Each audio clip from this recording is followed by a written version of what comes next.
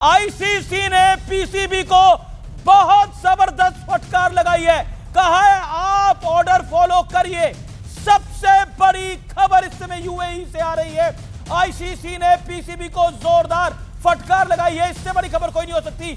फटकार के बाद पीसीबी का रुख बदला है। आईसीसी ने सीधे तौर पे कहा अगर आप खेलने नहीं आए तो बाहर का रास्ता आपको दिखा दिया जाएगा। पाकिस्तान को कॉर्नर कर दिया आईसीसी ने। उसके बाद भागे भागे पाकिस्तान ने माफी मांगी और अब मैच खेलने के लिए आ रहे हैं। लेट से ही सही, बाकायदा फिर प्रेस कॉन्फ्रेंस करी, लेकिन अंदर की खबर बहुत बड़ी जानकारी। आईसीसी ने जबरदस्त फटकार लगाई है। मैच छोड़कर भाग रही थी पाकिस्तानी टीम। लगातार हार का सामना कर रही है पाकिस्तान।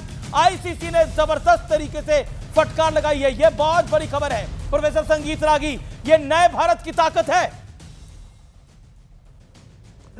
अमीश, पाकिस्तान को जमीन पर भी, खेल के मैदान पर भी पिटाई हो रही है और खेल के बाहर भी पिटाई हो रही है।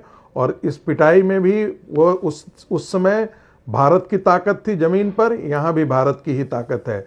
मैं नरेंद्र मोदी के बारे में बात कर रहा था। मैं ये कह सकता हूँ कि मैंने सारे प्रधानमंत्रियों को देखा, सुना और पढ़ा है, दो को छोड़ करके। प्रधानमंत्री नरेंद्र मोदी अतुलनीय हैं, अद्वितीय हैं। और ये मैं उसकी उस दृष्टि से मैं आकलन करता हूँ, एक राजनीतिक विश्लेषक के तौर पर आकलन करता हूँ। और मैं बार बार कहता हूँ, वृक्ष जो होता है उसकी संभावनाएं बीज और उसकी जमीन पर, दोनों पर निर्भर होती है। यदि उर्वर जमीन नहीं हो तो बरगद का वृक्ष खड़ा नहीं हो सकता, और बीज में यदि संभावनाएं नहीं हो तब भी नहीं हो सकता। तो राष्ट्रीय स्वयंसेवक संघ की संस्कार भूमि में जो वटवृक्ष के रूप में जो नरेंद्र मोदी का अभ्युदय है, वह अपने आप में अतुलनीय है। मैं दो तीन चीजें मैं कहना चाहता हूं।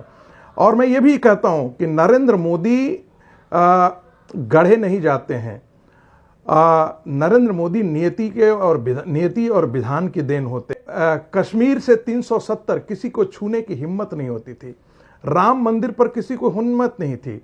भारत के अंदर 4 धाराएं थी। एक सांस्कृतिक धारा थी और दूसरा जो है सामाजिक न्याय की धारा थी। तीसरा धारा ग्लोबलाइजेशन का था और चौथा स्वदेशी का था। ये 1990 के दशक से ये चारों धाराएं जो है आपस में टकराती थीं। नरेंद्र मोदी ने शिव की तरह इन चारों धाराओं को अपनी जटा में ला करके एक बहुत बड़ा एक नया उसे विस्तार दिया। भारत की सनातन संस्कृति जिसे मैं कहता हूं, वो भारत का गुरुत्व केंद्र है। किसी भी प्रधानमंत्री ने भभूत लगाकर उसकी खुली घोषणा और उसके साथ खड़ा होने का साहस किसी ने नहीं किया। इसे सिर्फ और सिर्फ नरेंद्र मोदी ने किया। जी, you made your point. Okay, professor ragi.